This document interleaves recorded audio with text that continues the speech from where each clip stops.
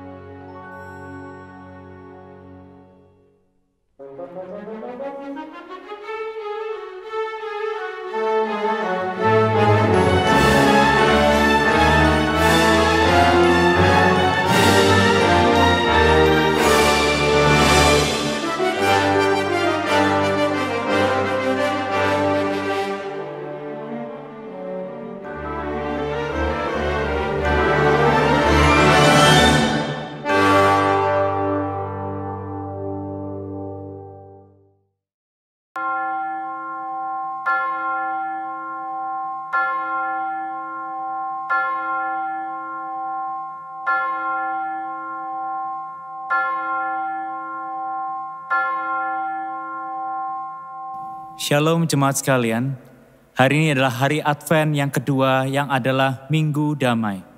Di tengah segala kemelut hidup kita hari ini, mari kita datang kepada Tuhan, Sang Sumber Damai dalam hidup kita. Damai yang Dia beri, bukan damai yang datangnya dari dunia ini, tapi damai dari Allah Bapa yang mengasihi kita. Mari kita bangkit berdiri, mari kita datang kepadanya, mari kita berdiam bersaat teduh di hadapan Tuhan.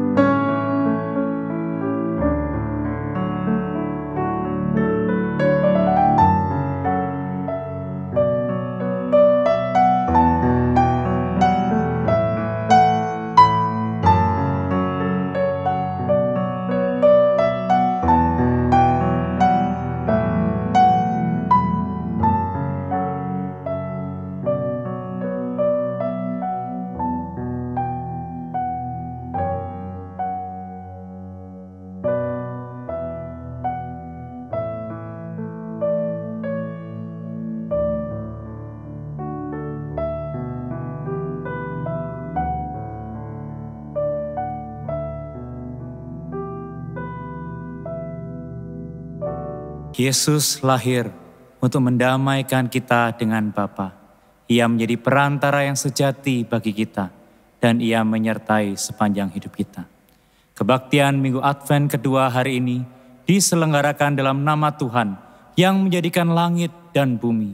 Turunlah atas kita sekalian damai sejahtera dari Allah Bapa, Putra dan Roh Kudus. Amin.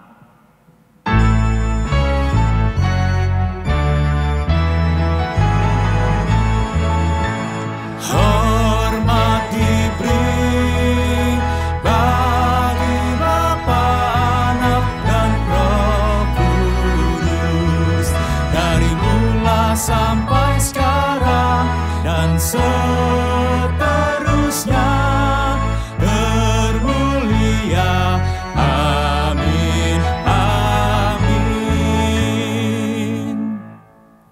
Sesungguhnya waktunya akan datang, demikianlah firman Tuhan, bahwa aku akan menumbuhkan tunas adil bagi Daud. Ia akan memerintah sebagai raja yang bijaksana dan akan melakukan keadilan dan kebenaran di negeri. Tahtamu ya Allah tetap untuk seterusnya dan selamanya, dan tongkat kerajaanmu adalah tongkat kebenaran.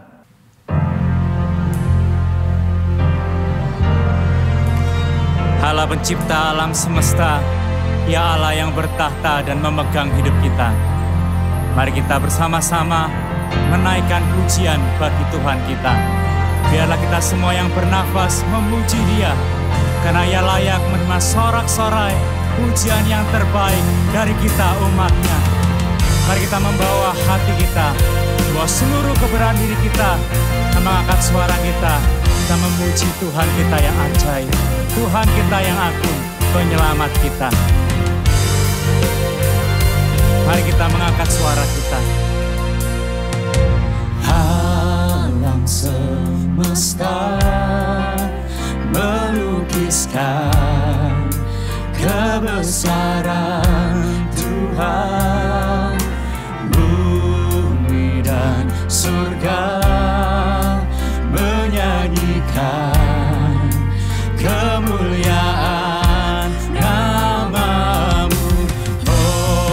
Hosana,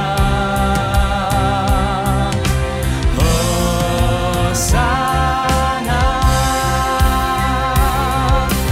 layak dipuji disembah, Kaulah yang bertahta dulu sekarang dan selamanya, Raja atas segala raja, nama-Mu besar termulia. Angkat suaramu, angkat hatimu, puji Dia dengan segenap kekuatan.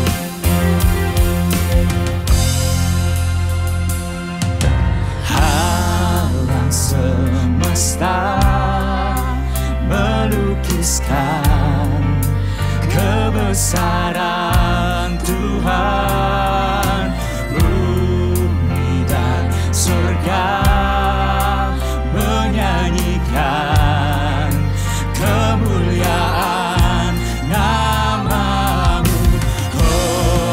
Hosana, Hosana, layak dipuji disembah, layak dipuji disembah, Kaulah yang bertahta dulu sekarang dan selamanya, Raja atas segala raja, nama-Mu besar termulia. Tunas Daud itu akan datang untuk menyampaikan kabar baik bagi orang-orang sengsara. Ia akan merawat orang-orang yang remuk hatinya. Ia akan memberitakan pembebasan bagi mereka yang tertawan. Ia akan melepaskan mereka yang membutuhkan pengharapan. Dia adalah Raja kita, Dia Tuhan atas semesta. Ia memegang hidup kita. Mari kita bawa hidup kita, kita bersorak Hosana, Hosana bagi Dia Allah kita. Hosana, Hosana, Hosana,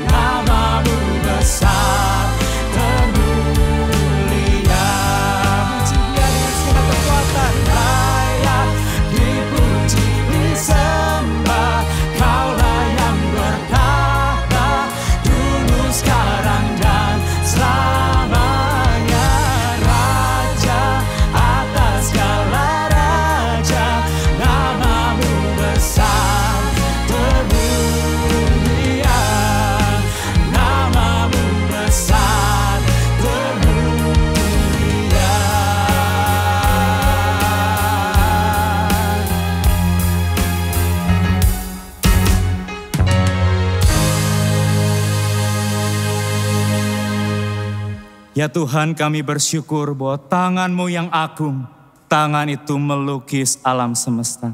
Dan tangan-Mu Tuhan yang juga memegang dan memelihara hidup kami.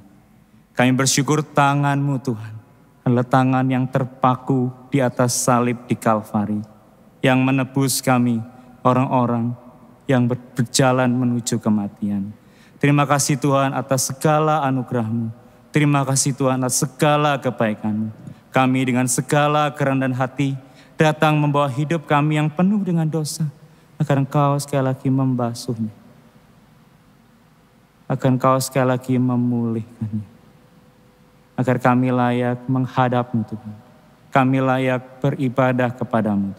Kami layak memuji meninggikan nama-Mu Tuhan. Ini hidup kami, ini keseluruhan diri kami. Kami bawa kemuliaan nama-Mu setiap detik dalam ibadah kami pagi hari ini. Kami persembahkan untuk menyenangkan-Mu. Di dalam dan demi nama Tuhan Yesus kami berdoa, kami bermohon. Amin. Berita anugerah bagi setiap kita terambil dari Kolose 1 ayat 13 dan 14. Ia telah melepaskan kita dari kuasa kegelapan dan memindahkan kita ke dalam kerajaan anaknya yang kekasih. Di dalam Dia kita memiliki penebusan kita, yaitu pengampunan dosa. Bagi setiap kita yang telah percaya kepadanya, Tuhan mengampuni kita dari segala kesalahan. Jemaat dipersilakan duduk. Kristus hadir dalam kerendahan, keselamatan kita. Ia datang kembali, akan menjemput kita di dalam kemuliaan. Mari kita datang membawa hati kita menyembah Dia Allah yang hidup, Juru Selamat kita. Mari bawa segenap hati kita di hadapan Tuhan. Mari kita memuji menyembah Dia.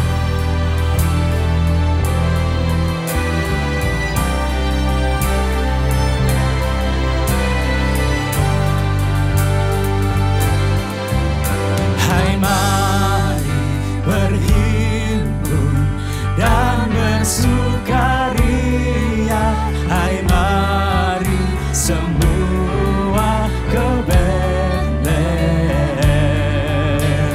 Lihat yang lari, Raja bala sorga, sembah dan puji Dia, sembah dan puji Dia, sembah dan puji Dia.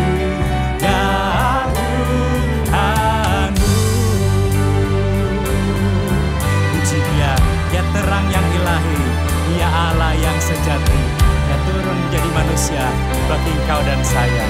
Puji Dia. Terang yang ilahi, Allah yang sejati, telah turun menjadi manusia. Allah sendiri dalam rupa insan, sembah dan puji Dia, sembah dan puji Dia, sembah dan puji Dia, Tuhanmu. Sekali lagi dengan penuh semangat, sukacita dan syukur, puji Tuhan kita yang hadir di dunia bagi engkau dan saya. Ya Tuhan yang lahir pada hari ini, ya Yesus terpujilah namamu. Oh firman abadi yang menjadi daging, sembah dan puji Dia, sembah dan puji Dia, sembah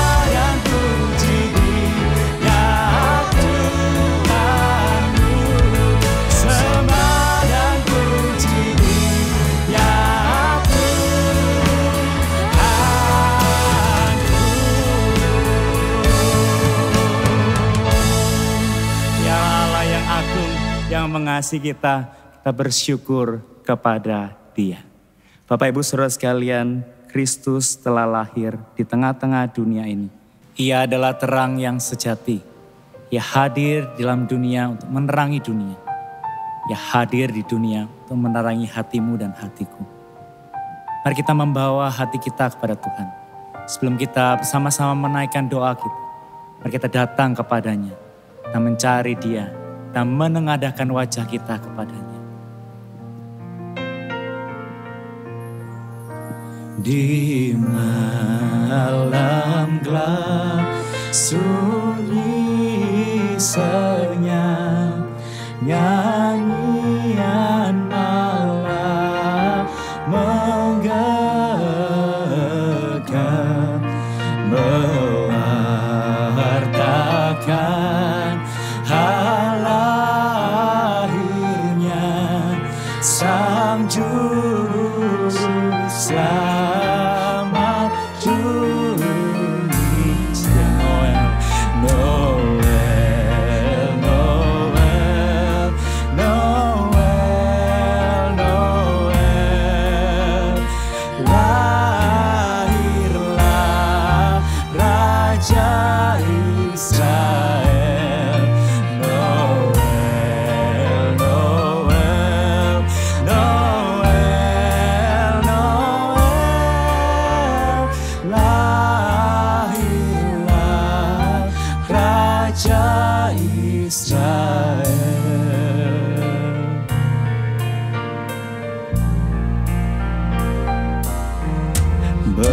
Beritanya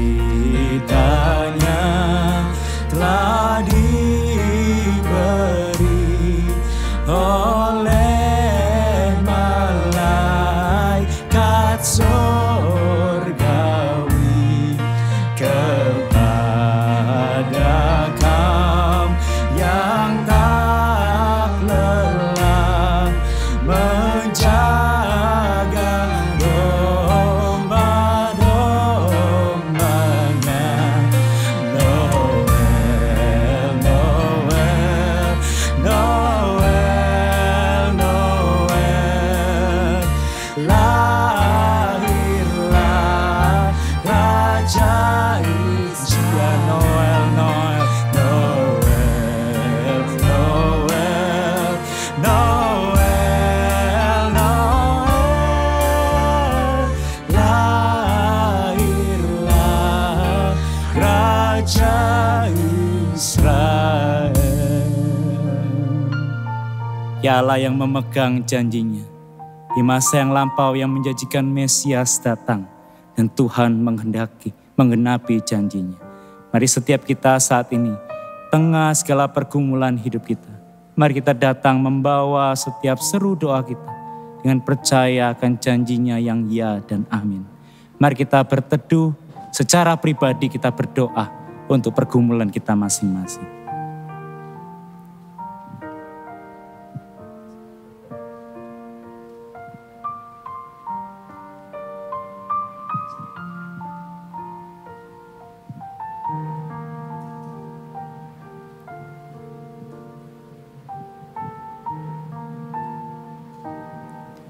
Ya Tuhan, saat ini kami juga berdoa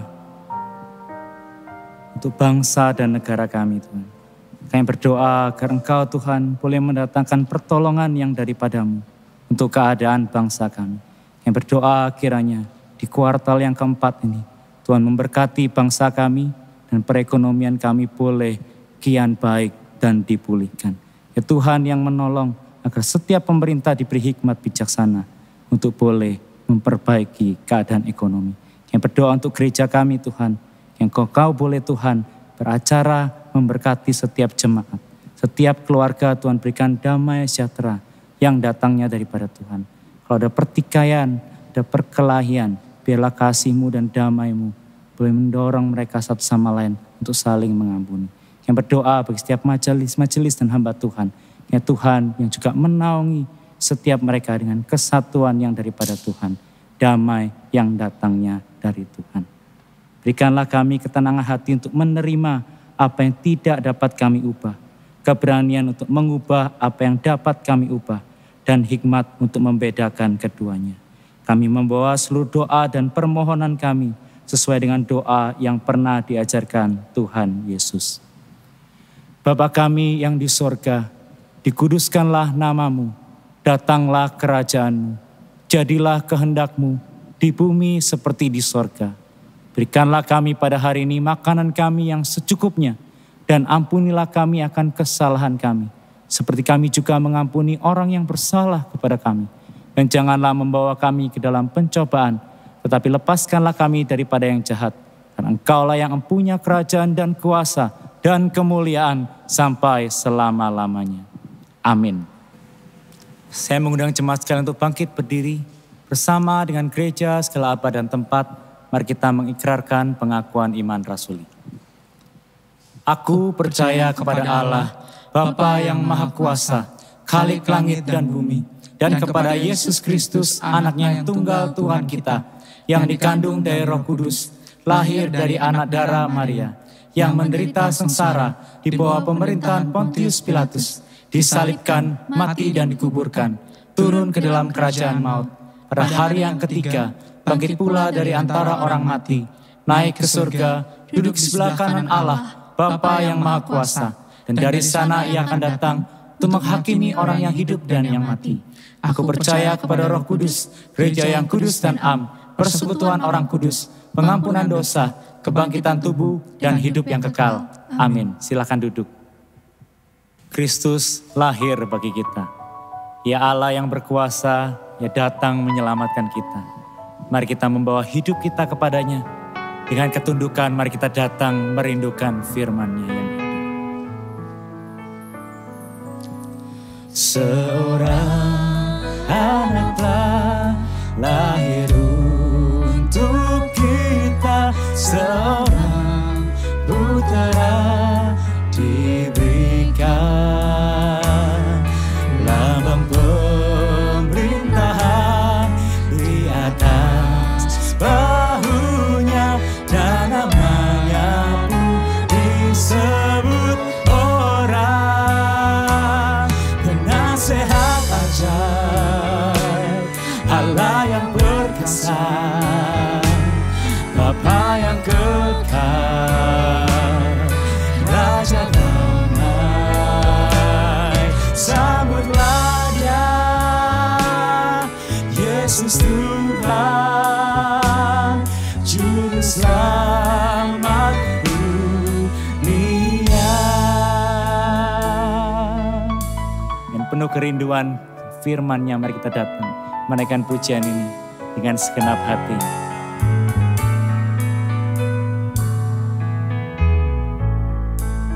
Oh, seorang anak telah lahir untuk kita, seorang putera diberikan,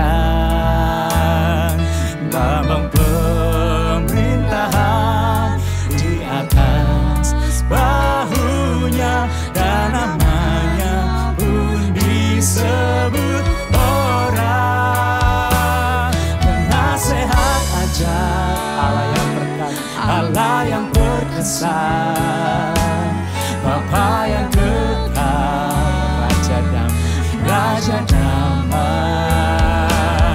Sambutlah Dia, Yesus Tuhan, Juru Selamat dunia. Puji Dia dengan segenap hati. Penasehat ajaib, Allah yang perkasa, Bapa yang kekal, Raja damai. Sambutlah Dia, sambutlah Dia, Yesus Tuhan,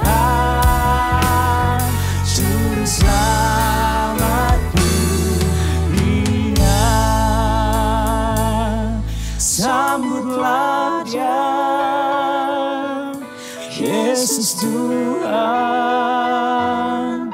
Juru Selamat dunia.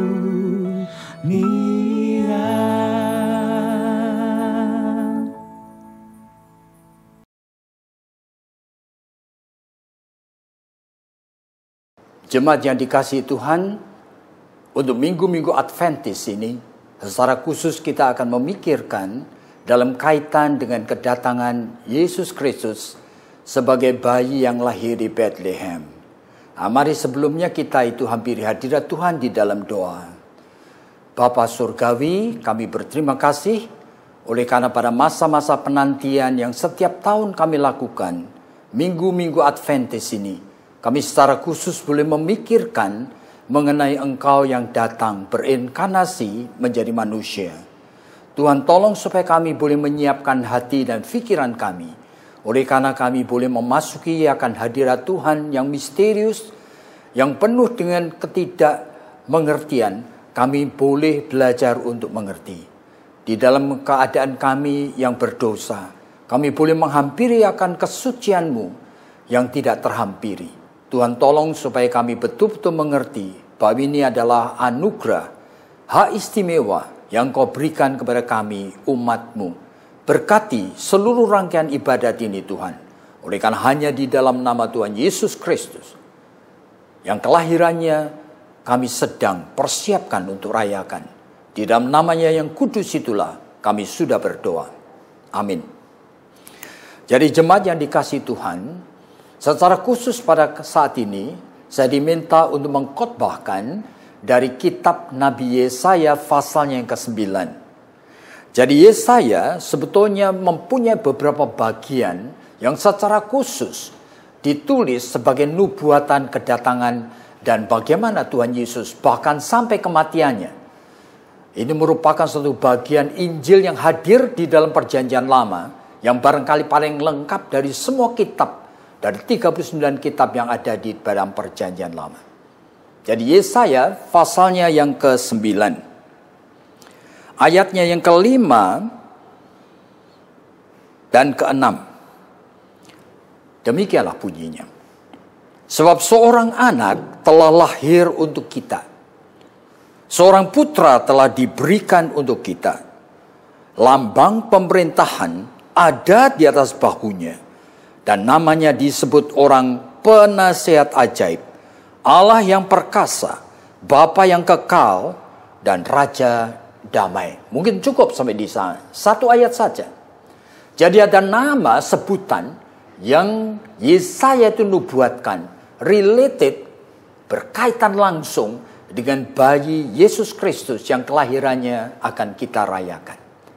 Saudara, kalau kita melihat seluruh bagian dari Alkitab, kadang-kadang kita heran sekali oleh karena kelahiran Yesus Kristus seringkali dikaitkan dengan berbagai macam aspek di dalam kehidupan umat manusia. Bahkan kelahiran Kristus Yesus itu sudah dinubuatkan sejak kitab yang pertama setelah manusia jatuh di dalam dosa, yaitu dalam Kejadian pasal 3 yang ke-15. Berarti kedatangannya bayi yang lahir yang nanti akan meremukkan kepala ular. Kemudian terus-menerus Alkitab berbicara, terutama Yesaya, kitab yang penuh dengan kekayaan daripada nubuatan mengenai siapa Yesus dan apa yang akan dilakukan olehnya. Kadang-kadang dikaitkan juga kalau kita melihat dalam Injil Matius, dikaitkan dengan satu silsilah bahwa siapa sebetulnya Yesus nantinya. Dia lahir dari anak darah Maria. Dan anak darah Maria itu siapa? Diurut-urutkan. Semuanya itu sampai kepada Daud, saudara. Bahkan lebih daripada itu. Sampai kepada turunan yang pertama dari orang-orang yang percaya. Mulai Abraham, Ishak, Yakub, dan kemudian bahkan kepada Israel. Kita melihat ketika Israel keluar dari Mesir. Dan kita melihat juga ada nama-nama khusus yang disebutkan di sana. Seperti misalnya, nama yang sebetulnya itu bagi kita itu, kita merasa menimbulkan tanda tanya. Oleh karena kenapa orang ini masuk di dalam silsilah menjadi nenek moyang Yesus Kristus. Yang pertama adalah nama Tamar. Tamar adalah menantu dari Yehuda yang sebetulnya Yehuda sendiri tidak bertanggung jawab oleh karena anaknya, yaitu suami dari Tamar itu meninggal. Dan dia berjanji memberikan anak adiknya itu untuk menjadi suami dari Tamar, dan tetapi Yehuda itu ingkar janji. Dan melalui suatu cara yang aneh sekali, Tamar seolah-olah memperlakukan dirinya menjadi pelacur, sehingga bersama dengan Yehuda yang juga jatuh dalam perjinahan dengan pelacur di pinggir jalan itu. Nah, lalu lahirlah seorang anak. Dan dari sana itu nanti diurut-urutkan lagi sampai kepada Daud. Bahkan kalau kita melihat sebelumnya lagi, kita melihat ketika Israel keluar dari Mesir dan kita melihat masuk di dalam kota Yeriko, maka nama yang kedua muncul yang mengherankan kita adalah Rahab, perempuan Sunda lagi yang ternyata tercatat di sana sebagai salah seorang nenek daripada Tuhan Yesus Kristus. Bahkan kemudian kalau kita lihat pada masa-masa pembuangan dan ternyata muncul nama lain lagi, yaitu nama menantu dari Naomi yang adalah Ruth, orang Moab, saudara, yang menjadi kakek daripada orang tuanya Daud. Jadi ini merupakan sesuatu yang ajaib. Pada saat saudara-saudara memikirkan mengenai Yesus yang dilahirkan secara inkarnasi dari firman yang menjadi daging, Allah yang menjadi manusia, Tuhan menyediakan begitu banyak bagian dari Alkitab yang kita itu seharusnya imajinasikan, kita relasikan, kita kaitkan. Dan itu kenapa begitu? Oleh karena kaitan-kaitan ini, itu yang ingin Tuhan supaya kita mengerti. Bahwa Tuhan ingin supaya kita tahu bahwa Yesus dilahirkan ini. Dilahirkan juga melalui pilihan Allah terhadap seorang gadis yang sebetulnya juga manusia yang berdosa seperti kita, yaitu Maria. Yang di dalam beberapa bagian dari Alkitab, dia sendiri pernah meragu-ragukan, bahkan percaya gosip yang mulai ditiup-tiupkan orang mengenai siapa Yesus itu. Yang pada saat itu mulai berkarya dan bekerja dan mulai mengajar. Dan orang mulai membicarakan bahwa dia kerasukan setan. Bahkan dia kehilangan akal sehatnya. Maka di dalam Markus pasal 3 disebutkan, maka Yesus dan adik-adiknya, Maria dan adik-adik Yesus itu datang untuk menjemput Yesus. Oleh karena disebutkan dalam Markus pasal 3, karena mendengar Yesus sudah tidak waras lagi. Bayangin, kenapa bayi yang lahir ini, dan Tuhan ingin supaya kita itu ingat betapa ini relasinya dengan bagian-bagian Alkitab yang kadang-kadang tidak masuk akal bagi kita. Kepada Maria, kepada Yusuf, dan sebagainya. Bahkan nubuatan dari Mika, nubuatan dari Sakaria.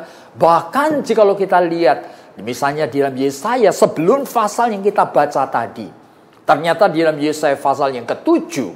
Nah, itu peristiwa yang bagi saya juga tidak masuk akal. Oleh karena apa? Berkaitan langsung dengan Yesus yang kelahirannya kita akan rayakan ini. Yaitu cerita mengenai Ahaz. Yang nanti kita akan coba kaitkan dengan apa yang menjadi prinsip daripada berita Yesaya pasal yang ke-9. Bahwa anak itu, anak laki-laki yang lahir itu, namanya akan disebut sebagai 4 sebutan yang tadi disebutkan. Yaitu disebutkan sebagai penasehat ajaib. Yaitu Great Wonderful Counselor. Ini sebetulnya sebutan yang sebetulnya peran dari Holy Spirit. Aneh sekali. Kenapa begitu? Padahal kita percaya bahwa Allah itu Tritunggal. Nah, Allah yang Tritunggal, Holy Spirit, itu adalah satu pribadi tersendiri. Dan Yesus itu adalah firman, sang anak, satu pribadi yang lain. Dan sekarang anak itu disebutkan sebagai penasehat ajaib, Great Counselor. Kenapa? Oleh karena inseparable dengan kerja dan karya daripada Roh Kudus sendiri. Bahkan namanya disebutkan sebagai dengan kalimat yang baik, dengan kata yang tepat sekali katakan Bapa yang kekal. Yaitu dikaitkan dengan sang Allah, sang Bapa yang ajaib ini. Pada Yesus dengan Bapa, dua pribadi yang lain. Tetapi nubuatan Yesaya bahwa ini adalah inseparableness. Sebagai Allah itu cuma satu. Allah yang satu itu mempunyai 3 pribadi. Yang inseparable. Apa yang terjadi di dalam Yesus dan dilakukannya, itu bisa juga disebut seluruh kepenuhan Allah. Itu Kolose pasal 1 menyebutkan hadir di dalam dirinya. Makanya tidak salah jika lo disebutkan sebagai Great Counselor. Seolah-olah peran dari Holy Spirit Tidak salah jika disebutkan sebagai Bapa yang kekal, oleh karena Sang Bapa dan Anak tidak juga pernah terpisahkan. Tetapi juga secara khusus disebutkan seperti apa yang kita akan pikirkan pada saat ini, yaitu Allah yang perkasa dan Prince of Peace. Jadi saya diminta untuk kita itu memfokuskan mengenai the mighty God, Allah yang perkasa. Jadi kenapa tadi saya membicarakan introduksinya seperti ini? Yaitu supaya saudara mengerti pada saat berpikir mengenai bayi yang dilahirkan. Pikiran saudara tidak boleh subjektif dan sesuai dengan perasaan dan pikiran saudara sendiri. Melihat bayi yang mungil, yang tidak berdaya itu. Manusia itu selalu mengimajinasikan, keliru.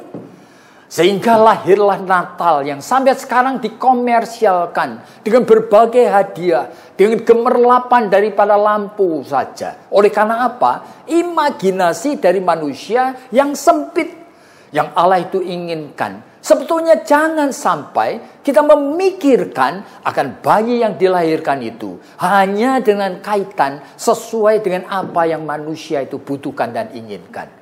Makanya ada ratusan bagian dari Alkitab yang seharusnya all together itu kita pikirkan. Dan kali ini kita kaitkan itu dengan the mighty God. Jadi Yesus Kristus, bayi yang lahir ini, adalah Allah yang maha kuasa. Allah yang penuh dengan kekuasaan.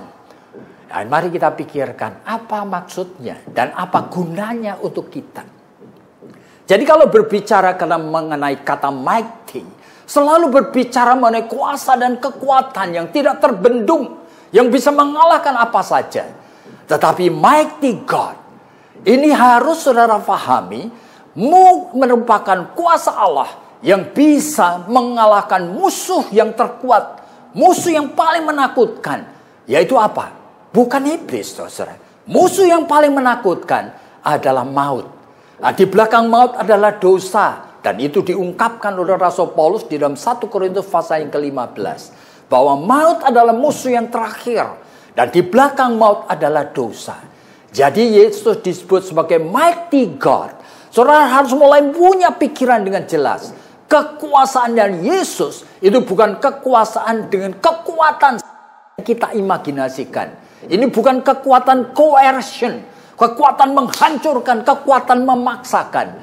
Tetapi ini adalah kuasa yang ajaib. Oleh karena apa? Allah melihat manusia itu jatuh di dalam dosa.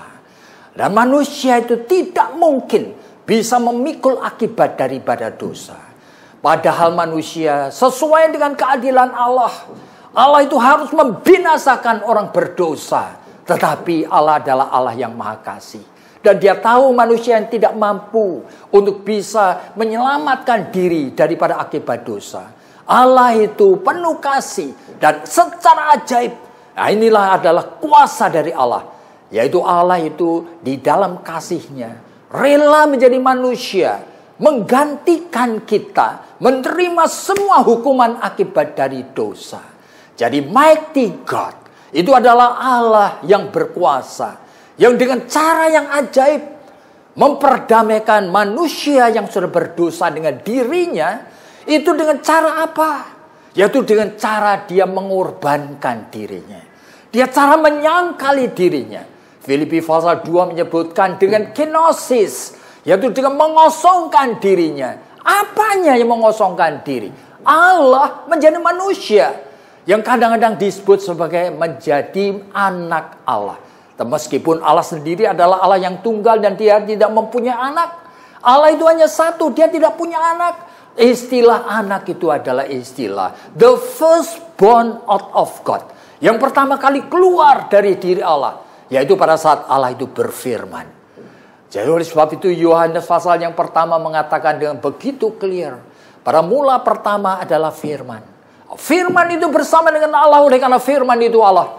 Dan dengan firman itu Allah menciptakan langit bumi dengan segala isinya. Jadi firman adalah kuasa Allah sendiri. Dan firman itulah yang berinkarnasi dengan karya Roh Kudus menjadi manusia. Manusia Yesus Kristus. Yang sekarang mengambil posisi seolah-olah sebagai orang berdosa, yang harus menghadapi segala akibat dari dosa di dalam kehidupan manusia. Segala akibat dari dosa di dalam segala kehidupan manusia, mulai zaman Adam sampai manusia yang terakhir nanti. Disebutkan dalam Ibrani pasal 4, dia harus menghadapi segala macam pencobaan, kesulitan, penganiayaan, segala penyiksaan, segala yang dihadapi manusia sebagai akibat dari dosa. Oleh sebab itu Yesus itu mengakhiri akan karyanya di atas kayu salib. Nah, saudara, inilah menyebabkan karya Allah yang mighty, yang ajaib itu sudah memperdamaikan Allah dengan manusia. Inilah yang disebutkan sebagai mighty God. Jadi, jikalau Allah sekarang sudah menyelesaikan akan karyanya, berarti manusia, orang yang percaya kepada karya Allah tersebut, disebutkan jikalau kamu percaya kepada Yesus Kristus dan menyebut dan percaya bahwa Dia adalah Tuhan dan Juru Selamat saudara, maka saudara itu disebutkan sebagai orang yang diselamatkan. Sehingga saudara-saudara itu menjadi manusia yang sebetulnya tidak dihitung lagi. Status saudara tidak dinilai lagi sebagai orang berdosa. Di dalam 2 Korintus pasal 5 ayat 17 disebutkan yang lama tidak dihitung lagi oleh Tuhan. Bahkan Tuhan mengharapkan yang baru itu muncul di dalam hidup saudara, yaitu kehidupan yang tidak berdosa. Maka di dalam 1 Yohanes pasal 3 ayat 6 ayat yang 9 disebutkan siapa yang percaya kepada Yesus, dia tidak berbuat dosa lagi. Tetapi realitanya kita masih jatuh bangun di dalam dosa. Lalu bagaimana dan apa gunanya realita bahwa Allah sudah mengalahkan dosa dan maut itu di dalam kehidupan real orang percaya. Meskipun kita statusnya kalau betul kita orang diselamatkan, kita tidak lagi dinilai sebagai orang berdosa yang bakal masuk neraka, tetapi realita praktisnya kita masih jatuh bangun di dalam dosa. Nah, itulah sebabnya. Kalau kita melihat seluruh bagian dari Alkitab, kita mulai mengerti bahwa sebetulnya keselamatan yang Tuhan anugerahkan untuk orang percaya itu suatu misteri. Oleh sebab itu orang percaya harus mulai mengerti supaya di dalam kehidupan ini kemenangan Kristus atas dosa menjadi kemenangan kita juga. Oleh sebab itu saya ingin mengutip satu ayat di dalam Alkitab. Di dalam Efesus pasal 2 ayatnya yang ke-8. Rasul Paulus mengatakan kalimat seperti ini. Yaitu oleh karena kasih karunia kamu diselamatkan, tetapi tidak titik. Oleh karena kasih karunia kamu diselamatkan oleh iman. Jadi ini ajaib. Yang namanya kasih karunia itu adalah kelahiran baru. Itu adalah keselamatan yang dianugerahkan. Itu adalah prevenient grace, anugerah yang mengawali kehidupan orang percaya, yaitu keselamatan itu sendiri. Tetapi Paulus tahu bahwa keselamatan yang sudah Tuhan kerjakan melalui mematikan dosa itu, ternyata tanda petik manusia tidak bisa pahami. Itu sesuatu yang incomprehensible. Manusia tidak bisa mengerti dengan akal budinya. Di dalam 1 Korintus pasal 2 ayat yang ke-9 disebutkan segala sesuatu yang Tuhan sediakan bagi setiap orang percaya. Itu memang tidak pernah ada di dalam pikiran manusia. Bahkan tidak pernah ada di dalam hati manusia. Perhatikan. Jadi Efesus pasal 2 ayatnya ke-8. Itu mengingatkan. Memang oleh karena kasih karunia kamu diselamatkan, tapi oleh iman. Jadi berarti Tuhan mengerti. Kasih karunia itu kita tidak bisa pahami. Kalau saudara sudah dilahirkan baru pun, saudara tidak mengerti. Makanya Tuhan memberikan anugerah yang kedua. Anugerah yang kedua adalah iman. Iman memungkinkan supaya kita bisa mengalami apa yang sebetulnya kita tidak mengerti. Nah, itulah disebutkan di dalam Ibrani pasal yang ke-11 ayat yang pertama. Iman adalah dasar segala sesuatu yang manusia harapkan. Termasuk keselamatan yang saudara tidak mengerti tadi. Lalu disebutkan iman adalah bukti. Yaitu bukan proof, tetapi evidence. Bukti adalah pengalaman yang langsung bisa dialami. Dengan apa? Dengan something yang unseen, yang tidak kelihatan. Dengan Allah yang tidak kelihatan tadi. Bagaimana caranya supaya iman membuat saudara bisa mengalami yang tidak pernah bisa dialami. Yang bisa mengerti apa yang tidak mungkin dimengerti. Yang bisa melihat apa yang tidak bisa dilihat. Makanya iman harus dipakai. Yang Filipi pasal 2 itu katakan, kamu kerjakan, work out your salvation yang sudah ada itu. Melalui dan dengan iman. Dengan apa? Tuhan menyediakan ada ratusan spiritual means di dalam tubuh darah daging manusia. Yang harus dipakai menjadi senjata rohani. Bagaimana caranya? Wah, saya akan menyebutkan 1-2 hal aja. Ya kan, Tuhan mengatakan kalimat seperti ini. Jikalau kamu tidak menjadi seperti anak kecil, kamu tidak mungkin masuk ke dalam kerajaan surga. Menjadi seperti anak kecil itu bukan menjadi childish, tetapi childlikeness. Jadi mirip seperti anak kecil. Dan saudara bisa, Tuhan ingin supaya saudara itu mempunyai pikiran dan hati dan perasaan mirip seperti anak kecil di hadapan Tuhan. Apa ini? Saudara, Daud di dalam Mazmur 131 itu mendemonstrasikan pengertian bagaimana menjadi seperti anak kecil. Dia mengatakan di dalam Mazmur 131 itu, Tuhan Allahku, aku tidak mau sombong, aku tidak mau tinggi hati, aku tidak mau berpikir yang muluk-muluk. Aku hanya ingin menjadi seperti anak yang baru disapih, yang duduk di bawah kaki mamahnya. Bayangin, itu adalah kondisi yang persis yang Tuhan itu katakan. Menjadi seperti anak kecil. Di mana kita menjadi seperti satu pribadi yang helpless dan hopeless. Yang insecure, yang mendapatkan rasa aman hanya di dekat orang tuanya saja. Saudara bisa? Pasti bisa. Dan pada saat saudara exercise spiritual means ini, tiba-tiba saudara nanti akan merasa betul-betul bahwa kasih karunia, yaitu keselamatan, kelahiran baru itu betul-betul sudah terjadi dalam hidupmu. Sudah mengalami kehadiran Allah itu dengan nyata. Ya kan, saya akan sebutkan satu bagian yang lain. Yaitu Allah mengatakan melalui firman-Nya di dalam Yesaya juga bahwa aku adalah Allah yang bersemayam di tempat maha tinggi. Tetapi ingat, aku rela dan mau hadir di dalam jiwa orang yang remuk. Di dalam contrite heart, broken spirit. Nah, sekarang pertanyaannya bisa? Iman itu bisa memakai akan tubuh darah daging kita yang seperti ini. Untuk menjadi apa? Untuk menjadi tubuh darah daging dengan jiwa yang broken di hadapan Tuhan. Bukan sombong.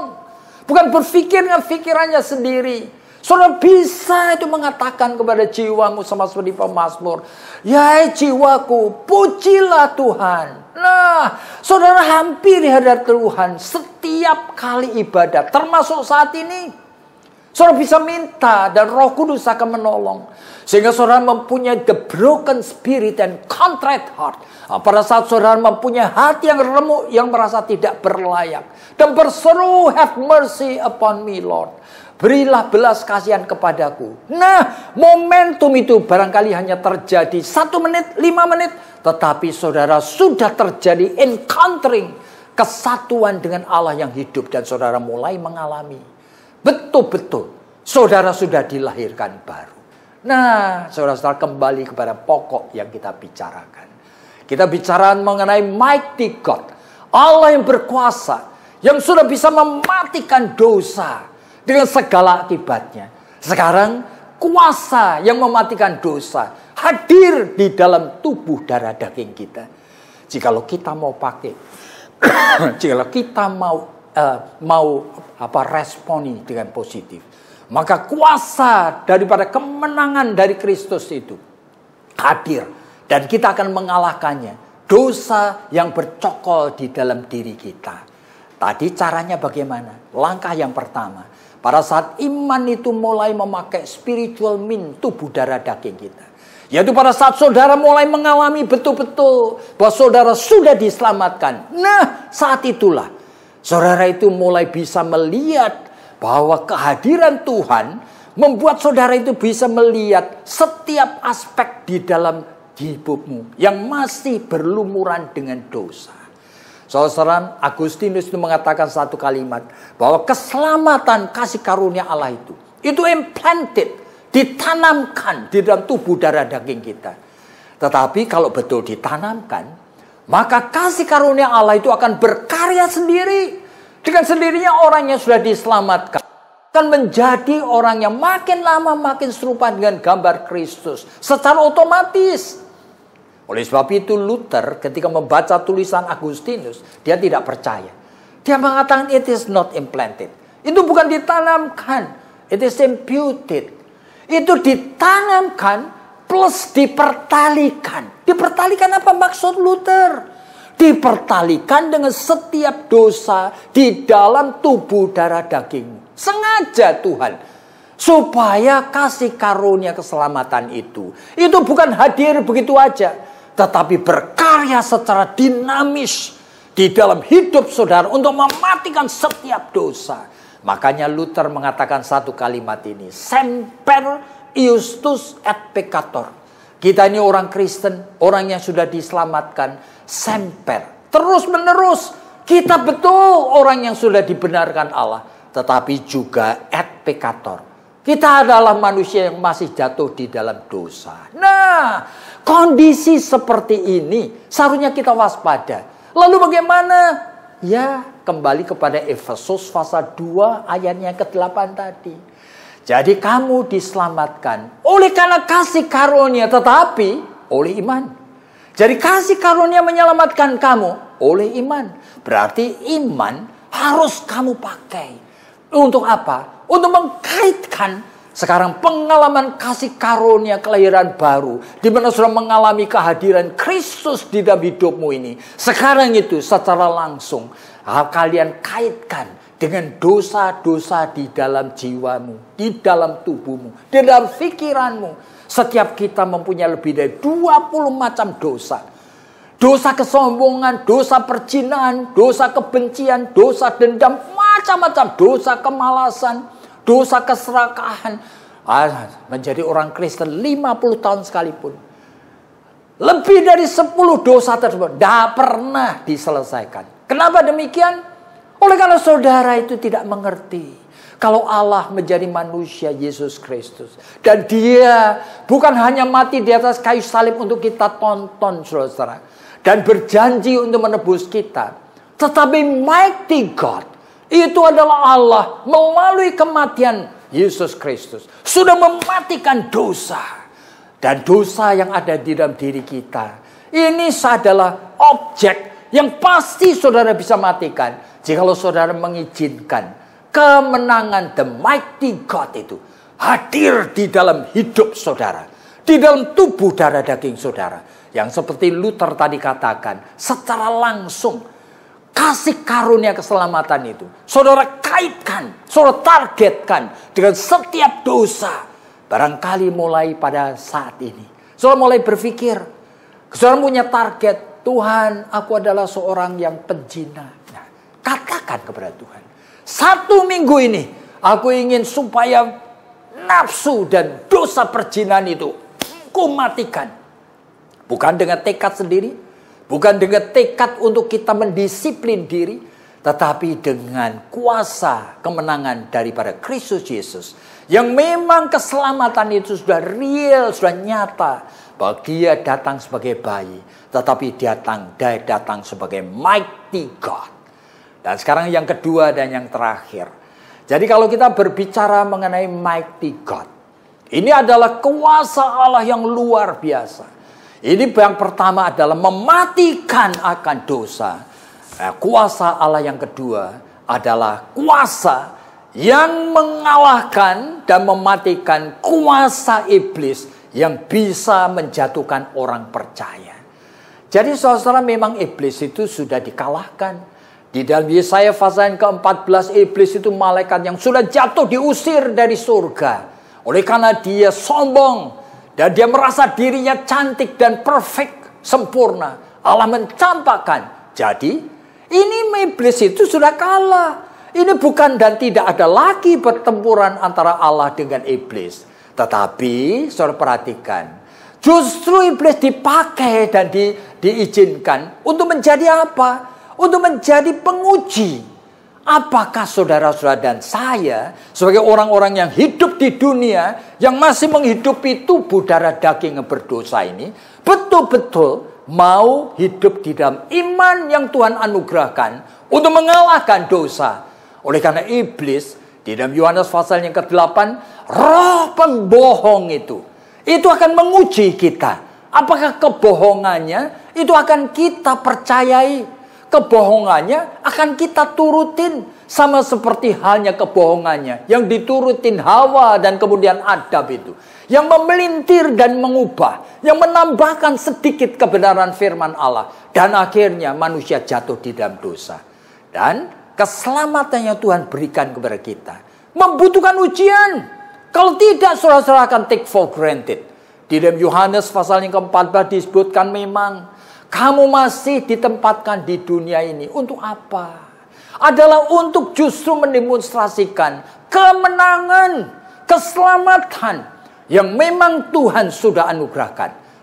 Di tengah kondisi yang seperti ini, Tuhan masih mengizinkan iblis itu untuk menggodai saudara. Dan sebagai roh pembohong, di dalam 1 Korintus pasal yang ke-11 itu disebutkan, kita mesti hati-hati. Bahwa iblis itu bukan hanya membuat manusia untuk melakukan pikiran-pikiran yang keliru, yang berkaitan dengan ajaran sesat pada umumnya saja. Tetapi setiap aspek dalam hidup manusia dikuasai iblis. Sehingga kita perlu waspada di dalam 1 Korintus pasal yang ke-11. Iblis yang paling berbahaya justru menyaru sebagai malaikat terang.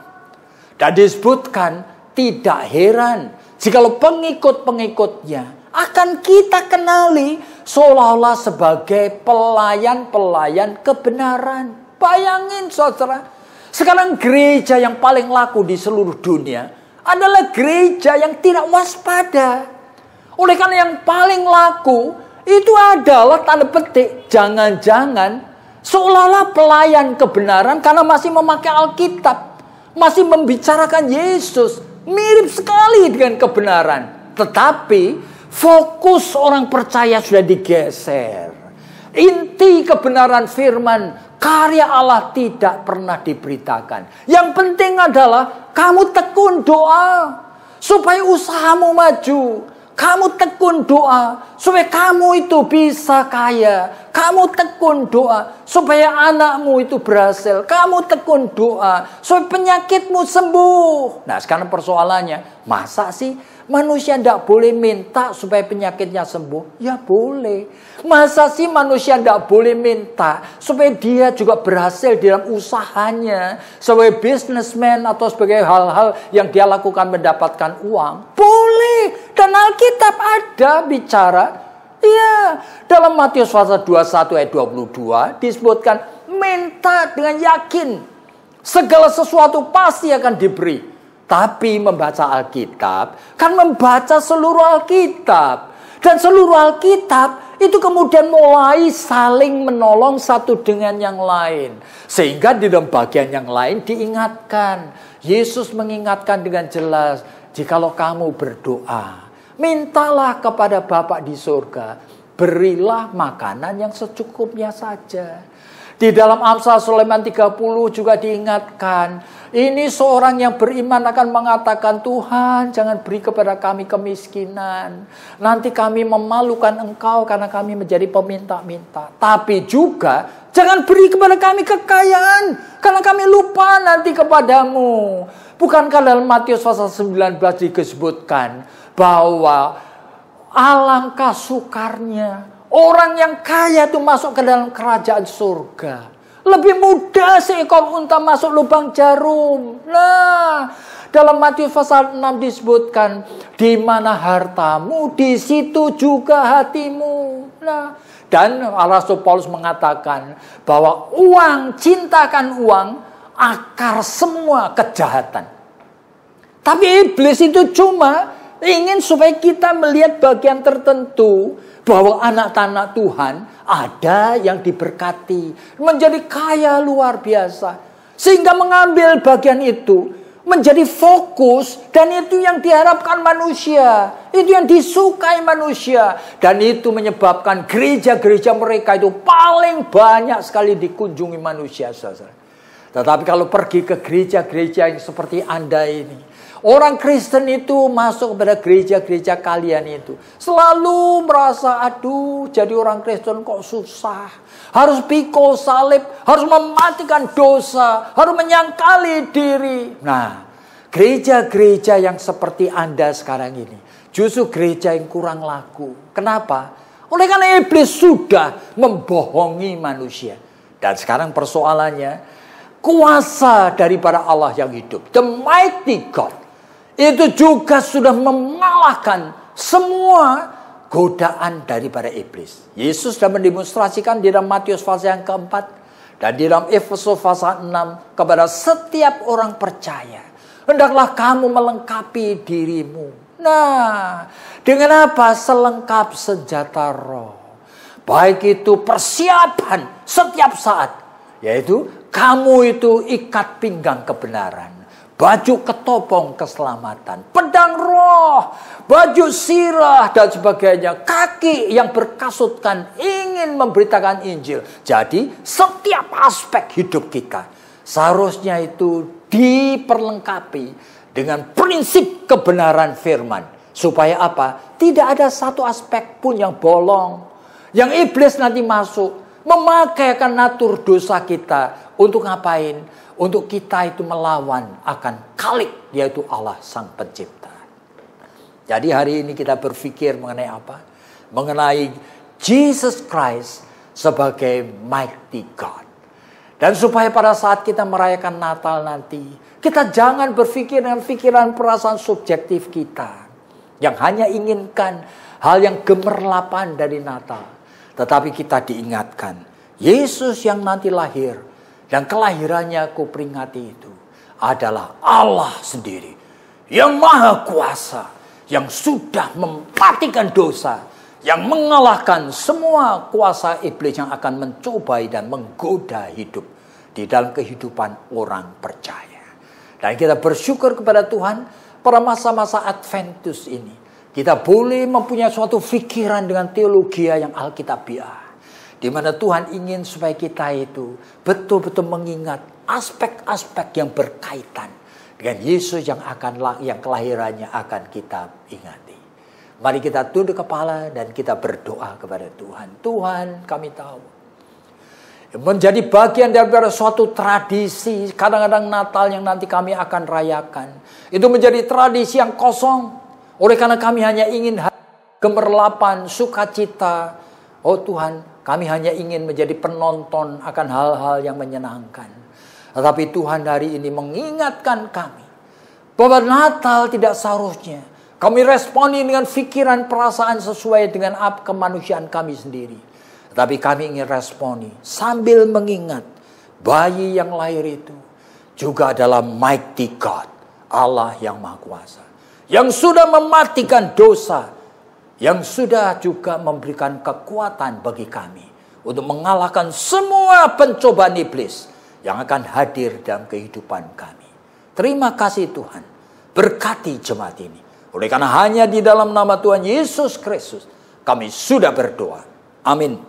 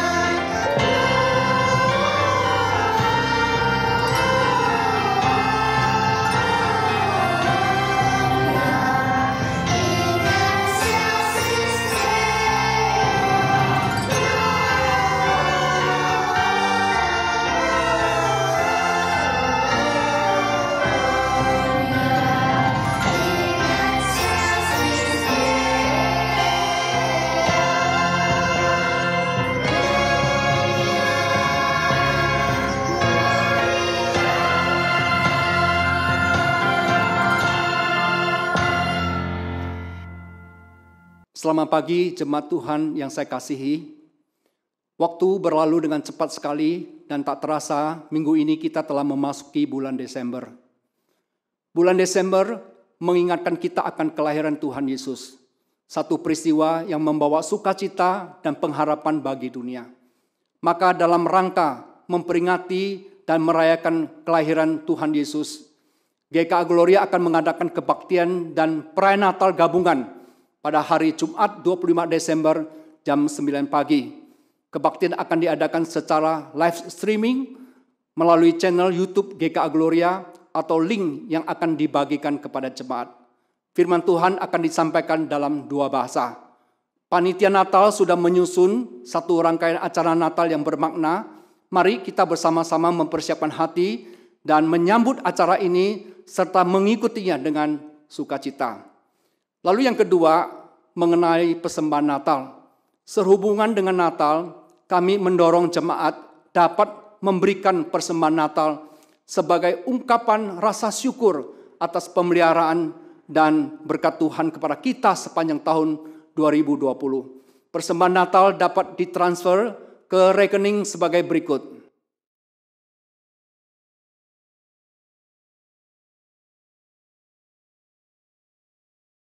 Atau ke rekening masing-masing gereja dengan memberikan keterangan persembahan Natal. Jemaat juga bisa datang ke gereja dan memasukkan amplop persembahan Natal ke dalam kotak persembahan di tata usaha gereja. Kemudian tentang kebaktian pembukaan tahun 1 Januari 2021. Pada 1 Januari 2021, GKA Gloria akan mengadakan kebaktian pembukaan tahun pada jam 9 pagi secara online. Semua acara akan diadakan dalam bahasa Indonesia, tetapi khotbah akan dibawakan di dalam 2 bahasa. Kemudian yang terakhir, Bapak Ibu Saudara sekalian, pada kebaktian minggu pertama, 3 Januari 2021, kita akan mengadakan kebaktian perjamuan kudus dalam 3 kali kebaktian umum, jam 7, jam 9, dan jam 11. Jemaat bisa mengambil roti dan anggur di masing-masing gereja yang sudah disediakan. Demikian pengumuman dari gereja, Tuhan memberkati kita. Amin. Tiba saatnya kita akan memberikan persembahan bagi Tuhan. Mari memberi dengan ucapan syukur. Mari memberi dengan hati yang bersukacita atas keselamatan, kedamaian yang datangnya dari Allah. Persembahan dapat diberikan dengan cara scan QRIS atau transfer ke rekening gereja masing-masing.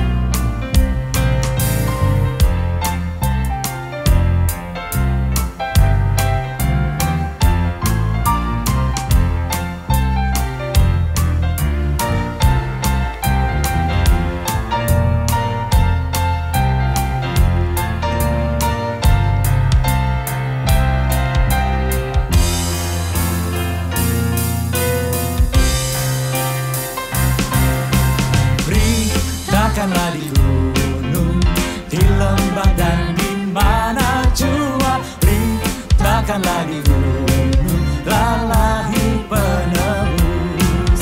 Oh, gembala di padang menjaga dombanya. Tiba-tiba terpancar cahaya yang mulia. Beritakanlah di gunung, di lembah dan di mana jua.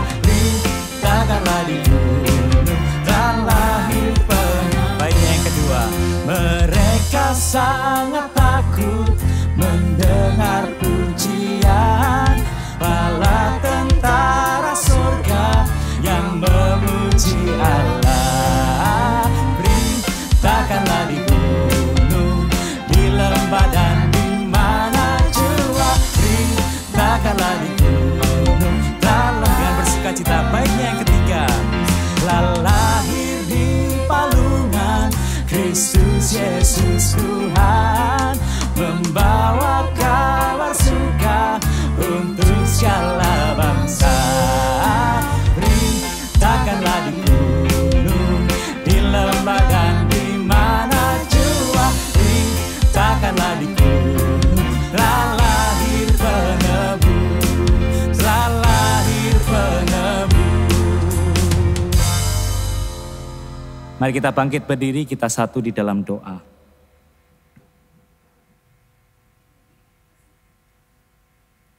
Ya Tuhan, kami bersyukur Allah yang Maha Kuasa mengutus putranya membawa damai dalam hidup kami.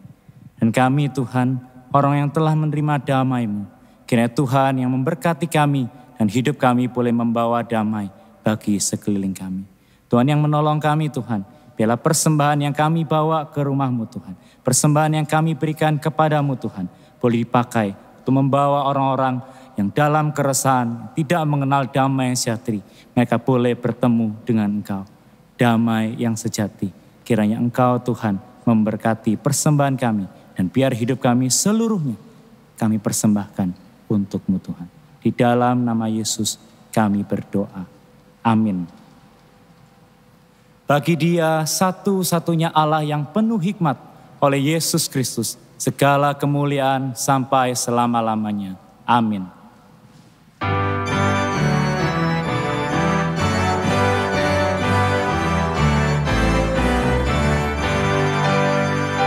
Puji Allah Bapa Putra, puji Allah Roh Kudus, ketiganya yang esa. Pohon selamat sumber berkat. Amin.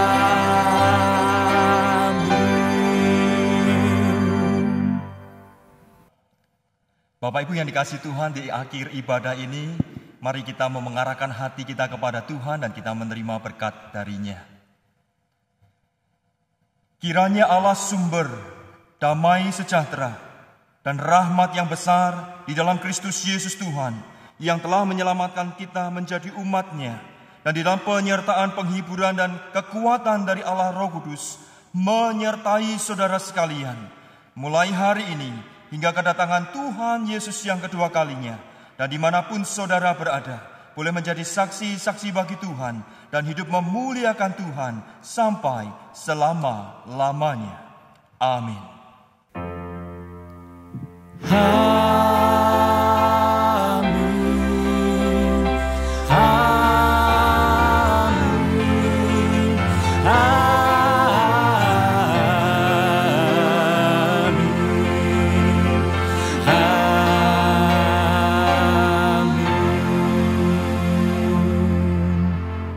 Ibadah kita telah selesai, silakan duduk mengambil waktu teduh.